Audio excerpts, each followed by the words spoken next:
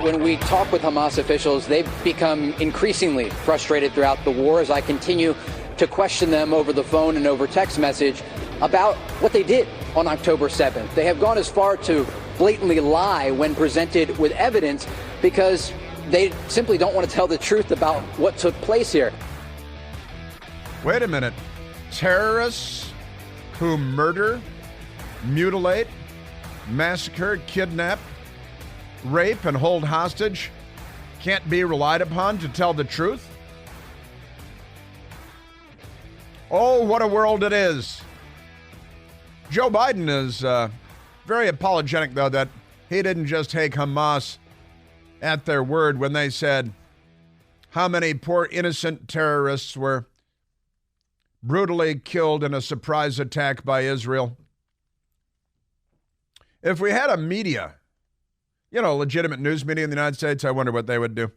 That was Fox News reporter Trey Yingst reporting from Israel on the mayhem there. Welcome back. I have a great many things for you. One of the founders of Black Lives Matter is coming out in support of, well, you're never going to guess, for President of the United States. We will get to that with you because it's great. There were some ridiculous moments at the White House briefing yesterday. I guess that's not particularly unusual, but we grabbed a couple of them for you. We have a cabinet secretary who is not a historian, I think it would be fair to say. Of course, who is? Remember, Michael Beschloss used to be a historian. Now he's a crazy person. Whatever happened to him, completely nuts. But I want to share with you some of the reporting from Fox News reporter Trey Yingst in Israel. And, of course, we've got the mayor of Washington, D.C. fixing the weather in Dubai, going to Dubai to talk about the climate. Oh, and we have, I love her, Greta von Thunberg, Greta Thunberg. She is also obsessed with the climate. She was brainwashed as a child. She's, what was it that Lenin said? Give me a child for 10 years and you'll have a Bolshevik for life.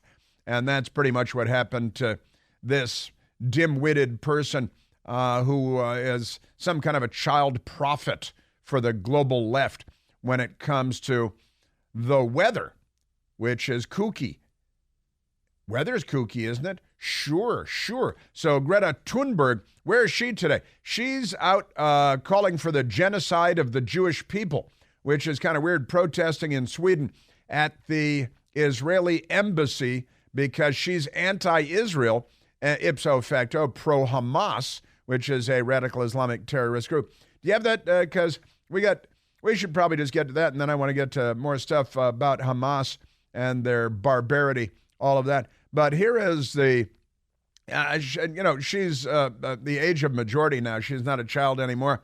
She's now an adult. They use, what was his name? David Hogg, another child prophet of banning guns and all of this stuff, because the Democrats, they're the left.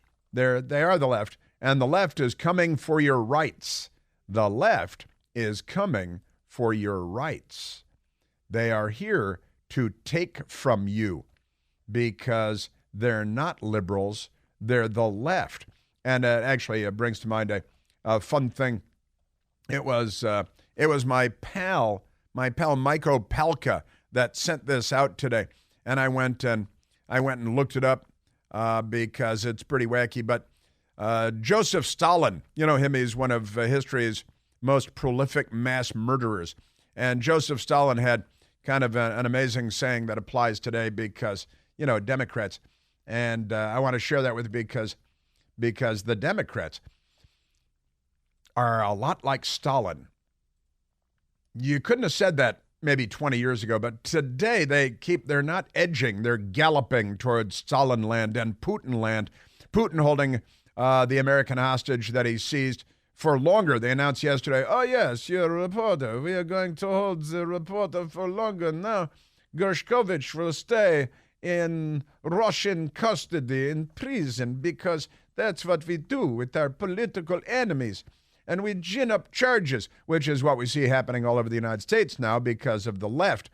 But they don't put the real criminals in jail. The rioters, the looters, the carjackers, the people shooting everybody. But here's what Joseph Stalin said. He said, ideas are more powerful than guns. We would not let our enemies have guns. Why should we let them have ideas? Wow. Yeah, Mike Opelka sent that out today. I said, oh, that's a good one. That's a good Stalin quote. And I went and looked it up, multiple sources, and sure enough, ideas are more powerful than guns. We would not let our enemies have guns. The Democrats here in the United States are trying to ban the Second Amendment because they want to make sure that only the state has guns because they're not liberals, they're the left. Why should we let them have ideas? This is college campuses controlling Twitter, why they're so furious that Elon Musk took over Twitter. That was them controlling ideas. Facebook, the FBI, the merger of state and corporate power. And that's the Democrat Party and their information oligarchs controlling not just the narrative, but thoughts. It's very Orwellian. The Democrat Party is that entity. It's quite extraordinary. Yeah, and Russia, a Russian court, it's a fake court, it's kangaroo court, extends detention of Wall Street Journal reporter Gershkovich until the end of January. Because, they can. And then Joe Biden will give him billions of dollars and let Russian spies go back to Russia because he's a jellyfish and his brain doesn't work as designed. His brain, she's a broke. She's a no good, that brain of his. That's it. In the meantime, we've got a trainload of illegal aliens headed north in Mexico toward our border. And what's Joe Biden doing about it? He ain't doing nothing. That's what he's doing. Speaking of Joe Biden, before I get back to Trey Yingst, I do want to share this with you because it's kind of funny, kind of sad, as is so often the case these days. The White House, you may recall last year it was kind of a big story, at least it was here. The Washington Post didn't cover it. The New York Times didn't cover it. CNN didn't cover it because they're not in the news business. But at the White House last year, they hanged Christmas stockings in front of a fireplace in the White House. And the stockings, the Christmas stockings, had the names of all of Joe Biden's grandchildren. So the media told us, but that was a lie because they lie all the time because they're propaganda outlets for the Democrat Party and all that stuff. I got 4 kids, 5 grandkids. Come on. I'm an expert. And how many? He's actually got 7 grandkids, right? Yeah. I know how many grandkids he has, and he doesn't. And that's what he said last year. And also, I think he had 4 kids. Now he has 3. Isn't that what happened with that? So he got the number of kids he has wrong. He got the number of grandkids he has wrong. And you remember Dr. Jill Biden, she got it wrong too. She got the number of grandkids wrong. My name is Jill, and this is my husband, Joe. And your children may not know, but we have 3 children, and we have 6 grandchildren. She was right about the number of children, 3, not 4, because Beau Biden had passed away. And then 6, she say 6 or 7? She said 6, but they really have 7. It's hard to keep track because they've screwed it up so many times. And the Christmas stockings, the Christmas decor at the White House last year, had the stockings for most of the grandchildren, but left out Navy Joan Roberts, who is the child now, how old, like 6 years old, of London Roberts, an exotic dancer from a gentleman's club in Washington, D.C., who was impregnated by the son of the President of the United States, then Vice President of the United States. And they have not acknowledged that child. Now, here's the update for this year. The White House is opting to ditch the annual Christmas tradition of hanging Christmas stockings for President Biden's grandchildren, a move that allows the White House to avoid devoting a decoration for the president's 7th grandchild, who he only recently acknowledged for the first time. In a ceremony yesterday afternoon, First Lady Jill Biden unveiled the White House's 2023 Christmas decorations. Remember how they attacked Melania Trump for Christmas decorations, which were beautiful and wonderful, and the media smeared her and attacked her. and never did a magazine cover or talked about her arms. Of course, she doesn't have Larry Holmes arms, so you can see why. Which included various themed trees, rooms, and displays. However, in a departure from 2021 and 2022 and the White House displays, the fireplace in the White House State Dining Room was decorated without any stockings, and instead with garland and toy soldier robots, which is in our immediate future as well. The New York Post first reported, and the Washington Post did not, and the New York Times did not, and CNN did not, because they're fluffers, and they are not news organizations. So this is quite remarkable. The Democrats, they pretend to be this and they pretend to be that. The party of family. They're not the party of family. Everybody knows that. But I was going back and forth with my great friend and great radio talk show host, Vince Colonnese, and Vince said, the Biden family stockings are a textbook example of equity. It's equity, and it's socialism, too. It really is. They don't uplift the kid who was left behind. They just crush the kids who already made it. That's a pretty good summation of what we're talking about here, too, from Vince Colonnese, an astute observation.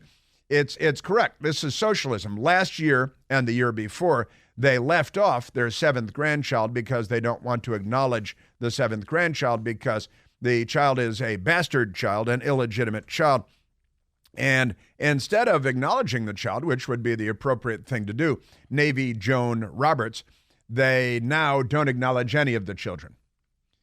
So now, it's like the opposite of No Child Left Behind, right? It's every child left behind. Last year and the year before, it was one child left behind.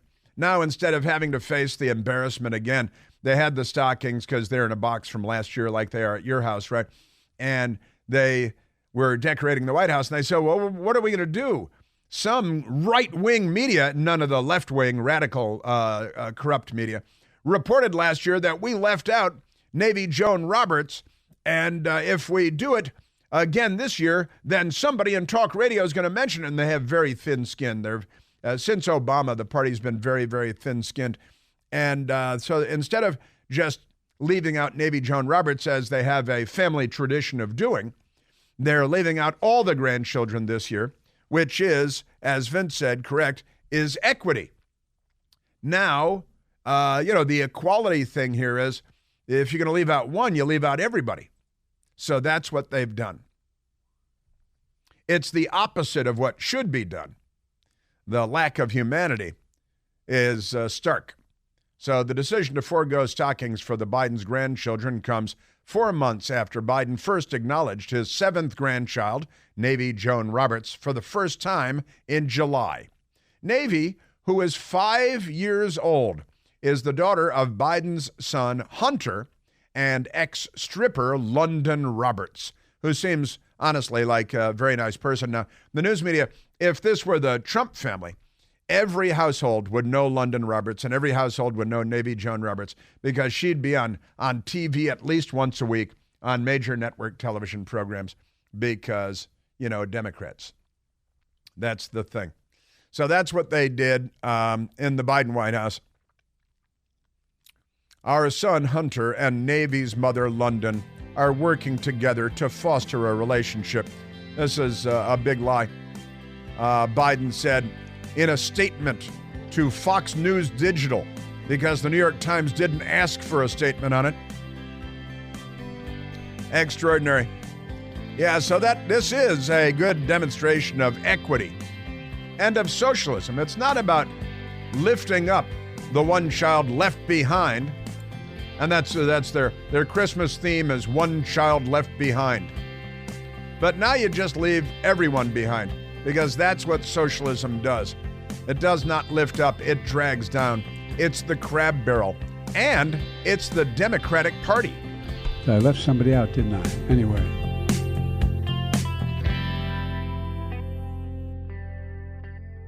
Hey, it's Chris Plant. Excited to tell you about our July 2024 Listener Sea Cruise. We'll be sailing around the British Isles, visiting Scotland and Ireland. Please join us. Visit chrisplantcruise.com. Well, Finn dropped off the line. Finn was hanging in there.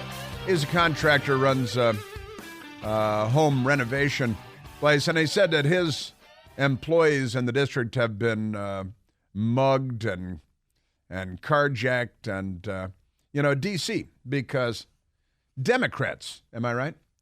Yes, I am. Let's go. Also, I want to get to today Black Lives Matter leader who's had his eyes opened, and the front page story in the Washington Times: disappointed black voters pull support, imperil Biden re-election. You're black, you vote for Biden. That makes sense, doesn't it? Let's go to the telephones. Let's go to Peter calling from McLean, Virginia. Peter, you're on the Chris Plant Show. Good morning, Chris. Good to speak with you again. Happy belated Thanksgiving. Thank you. I'll try to pull all this together for you. A little bit of history lesson. I remember when Trump was in the White House, the current mayor painted Black Lives Matter down the middle of Pennsylvania Avenue in efforts to bring the community together in the face of a politically preferential virus. When you protested in favor of the virus, you didn't get it. But now Trump's gone, crime is up, but we still have the mayor. So it's an interesting confluence of events. But going further back in history, the reason I wanted to talk to you was if you go back to, first of all, Israel is fighting to maintain the Muslim middle, right? Not all Muslims, not all are in favor of terrorism. But if you go back to the Crusades, it started because Islamic leaders in the Middle East were taking over previously Christian territory, taking hostages, raping, killing, and making slaves of people. So they launched the Crusades. America's third president, I think the third or fourth president, Thomas Jefferson, started the early Marine Corps, sent them across the shores of Tripoli because American merchant marine sailors were being taken hostage in the Middle East, and That's so right. they had to go get them back. Yep. Jimmy Carter was held in the United States, was held hostage for 450 days, not so ironically by Iran, because of taking hostages. Mm-hmm. If we allow this to continue as a tool of statecraft, it will be expanded and the radicals will be in charge across the world. And that, more than anything, is the reason that Israel must prevail in this fight. And they have got to kill everybody in Hamas that had anything to do with this, such that the Islamic world comes to understand this is not a valid tool of statecraft. It is similar to the piracy in the Caribbean, right? Pirates would put up a black flag and they'd say, no quarter given, none expected. When you go in, rape, murder, and kidnap 1,400 people, you cannot retroactively appeal to the Geneva Convention because you have just trashed it. Yeah, that's very, very well said. You should be a professor somewhere. Technically, it was 444 days in Iran, not to pick nits.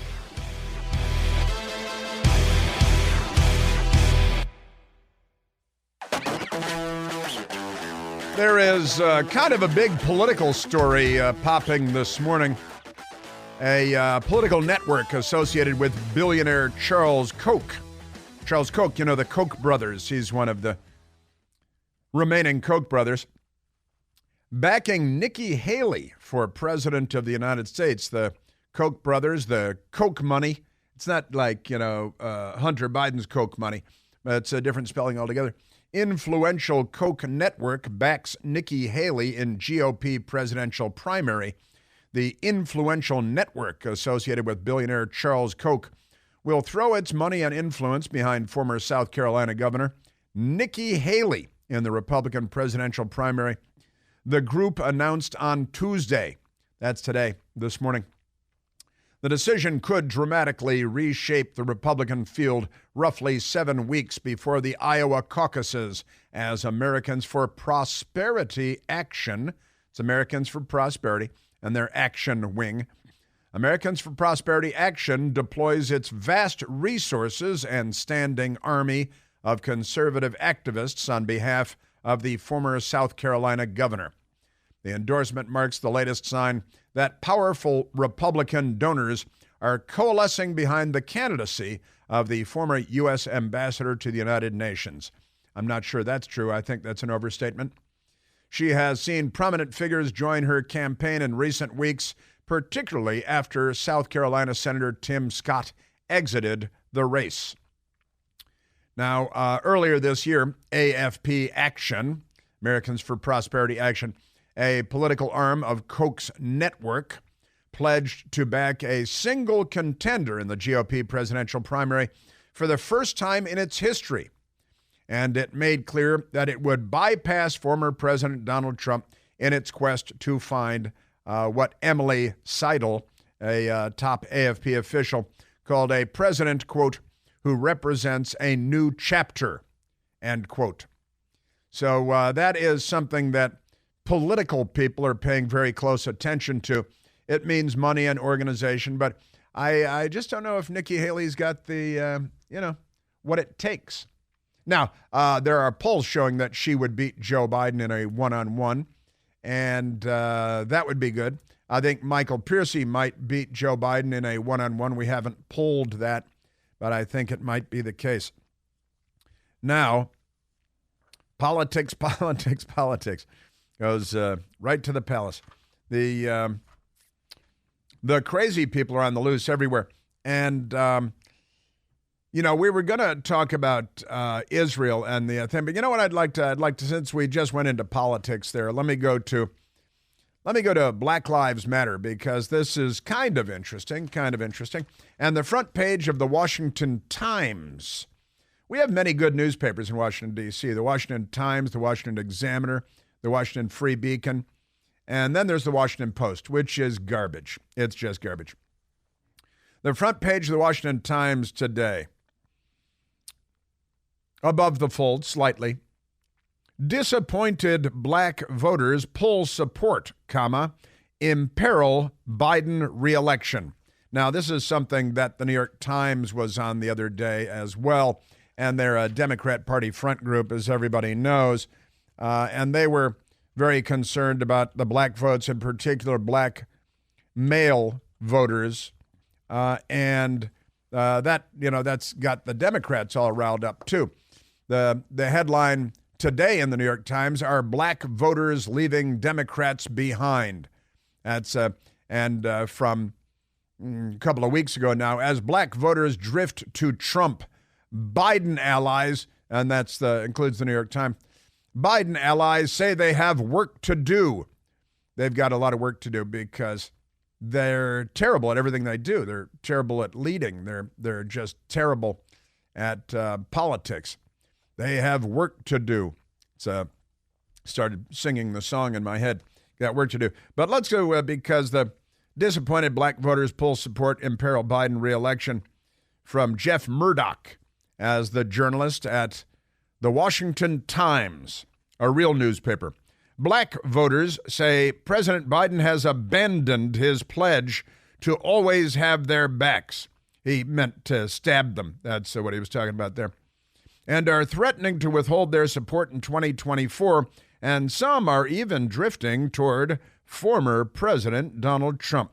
The lack of enthusiasm among black voters could prove fatal to Mr. Biden's re-election chances. Now, isn't that amazing that they have the Democrat Party, the party of the Confederate States of America, the KKK of Jim Crow, has locked up the black vote. Isn't that amazing? Party of Abraham Lincoln and freedom and liberty and free markets. That's because of lost the black vote. That's because of information dominance and academia and corrupt school teachers and unions. They formed the core of Mr. Biden's base in 2020 and a dip in just one or two battleground states, such as Georgia or Michigan.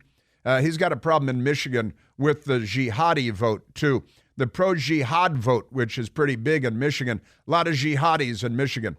Radical Islamists in Michigan. And that's a big Democrat Party stronghold, too. The jihad vote. And that could be a problem in Michigan. Would likely determine the election outcome. Now, that is pretty interesting stuff, and they're very upset.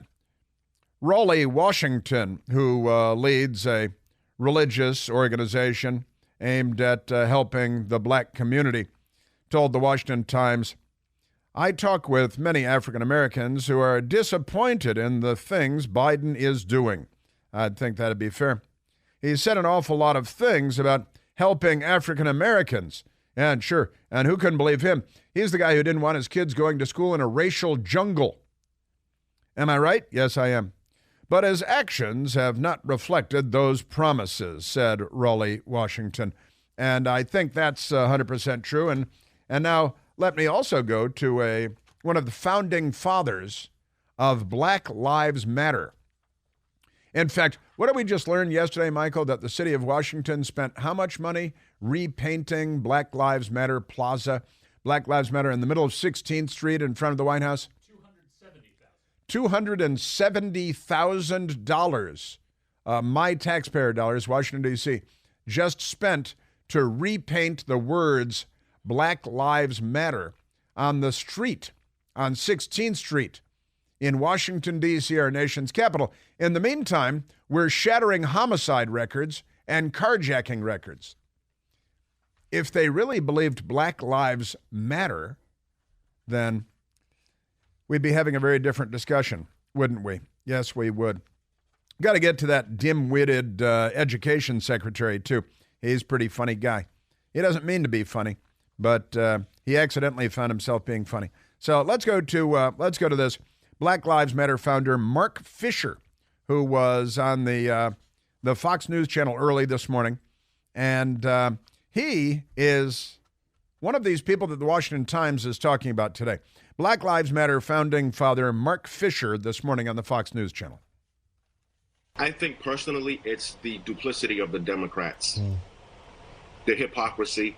We're not stupid. The brothers are not stupid. We understand when someone's for us and when someone is not. And it's obvious that the Democratic Party is not for us. Their policies actually strike at the heart of the black family and the nuclear family. Well, they're a very anti-nuclear family. They're pro-nuclear Iran. See, that they want. Nuclear Iran, yes. Nuclear family, no. They're the party of a woman needs a man like a fish needs a bicycle, right? They under LBJ and the Great Society, dismantled the nuclear family, in particular in the African-American population. And now here's Mark Fisher, Black Lives Matter. You know, the brothers aren't stupid. We know that the Democrat Party, listen, they've never been the party that promoted, supported, did good things for African-Americans. They were always the party of slavery, the bullwhip, lynching, the white knights of the KKK, Jim Crow, the soft bigotry of low expectations. They're the Democratic Party. Come on, Mark. Try to keep up. And the brothers aren't stupid, so he's saying that, in particular, black men are drifting away from Joe Biden and the Democrat Party. A lot of people are misinformed. They don't really understand because they don't educate themselves on Donald Trump as a person and his history. But if they do that, and it's going to take, leaders, educated leaders, getting the word out there, I think that it'll happen on its own, and it'll be organic because personally, I love the man. I mean, how could you not like, if a real man, how could you not relate to someone like that? So now he's a Trump supporter, Black Lives Matter founding father and leader, Mark Fisher. Now, I can assure you that after his appearance this morning at, 6 a.m., in the 6 a.m. hour, I can assure you CNN is not calling him to line up an interview with him. MSDNC, ABC News, not sending limousines for Mark Fisher to come in for an interview because his testimony would be antithetical to everything that the Democrat Party, ipso facto, the American news media, is interested in promoting. Aren't they amazing? Very corrupt times in which we're living. Very corrupt times indeed. But good for Mark Fisher. And, I hope the brothers aren't stupid. And if the brothers aren't stupid, then they're not going to vote for Joe Biden. I mean, what are the Democrats? They've been lying for it's been like 170 years of lies and fraud perpetrated by the Democrat Party, and they get away with it. Isn't that amazing? Just great. All right. We should get to April Ryan and this, because at the White House briefing yesterday with Cringe, as everyone knows her, I think it was her mother that nicknamed her Cringe. Cringe on Pierre, who is the White House spokesmodel, and then April Ryan, who's a radical left-wing activist who got a job as a reporter, but she's not a reporter, doesn't make her a reporter. And I notice now she has Donald Trump-style wavy blonde hair. African-American woman, of course, April Ryan, working for an African-American news outlet. I'm making quotation marks with my fingers. The Griot. And at the White House yesterday, April Ryan, with her Donald Trump wig on, decided to push cringe on the idea that Joe Biden should be having some kind of a summit with, on the climate in Dubai or on crime in Washington, D.C.? No, with Stevie Wonder. I had an in-depth conversation with Stevie Wonder last night. Bragging. Sure you did. I love Stevie Wonder. Again, for the serious question. Everybody loves Stevie Wonder. I had an in-depth conversation with Stevie Wonder last night. In-depth. Who is requesting a meeting with the president. He's very concerned about the black agenda falling along the wayside and issues like laws of 50 years ago that are now being abolished or gutted, to include issues like the Voting Rights Act, what happened in Arkansas last week, affirmative action, Supreme Court, as we've seen it, ban on books, and he's also even brought up issues of the Congo and the lack of information from the White House. Is the White House amenable to sitting down with Stevie Wonder, who has met with presidents throughout history, to include Ronald Reagan? He was one of the major impetus for getting the holiday for Dr. Martin Luther King Jr. And also he was one of those who worked with President Obama in his efforts to become president. Is this president amenable to meeting with Stevie Wonder, who has these concerns? He has these concerns because, he's concerned about books being banned. It's hard to show him the pages in genderqueer that are the point of contention there. And laws from 50 years ago are being abolished. And what happened in Arkansas last week? You guys, and April Ryan is a propagandist. She's a radical. She's an extremist. She's a fanatic. You just got to use all the Democrats lay out the words, and then we all get to use them. It's a lot of fun when they come down to it. And affirmative action. Honestly, the Supreme Court, that's the one where we're discriminating against Asian students in poison Ivy League schools. And the Democrats love discrimination. They always have racial discrimination. They love all kinds of racial discrimination. You see, the Evanston High School in Illinois, just north of Chicago, they have classes that are just for black and Latino students. And on the news articles I read, they talk about how white students aren't allowed. They don't even mention Asian students because they don't need anybody's help. Isn't it amazing that Asian students don't need affirmative action? Why is that? Like Hmong tribesmen, the one generation in, no affirmative action. In fact, the left has used affirmative action to discriminate against Asians.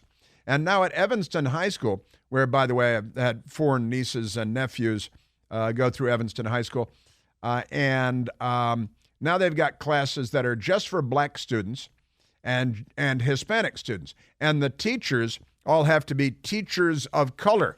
That's TOC, teachers of color. Just amazing. And that's because Democrats. Am I right? That's because of Democrats. They love racial discrimination. But Stevie Wonder wants to talk about the end of affirmative action. Actually, the case was all about systemic discrimination based on race. I'd like to sit down with Stevie Wonder. We can talk about these things. Oh, I love Stevie Wonder. Yeah, it's because everybody loves Stevie Wonder. Just by the way. They're not doing away with affirmative action. They're doing away with systemic, codified racial discrimination, which the Democrat Party brought to the United States, inflicted upon us, and continued to perpetuate. And I guess we just have to describe the pages in the book Genderqueer, pulled off of the grammar school shelves. You can still buy them, Stevie. But someone should tell you what's in them first. Just saying. We're at 888-630-9625. Still haven't got to get back to Trey Yingst reporting out of Israel with some good stuff on, moral issues. Another area where the Democrats do not excel.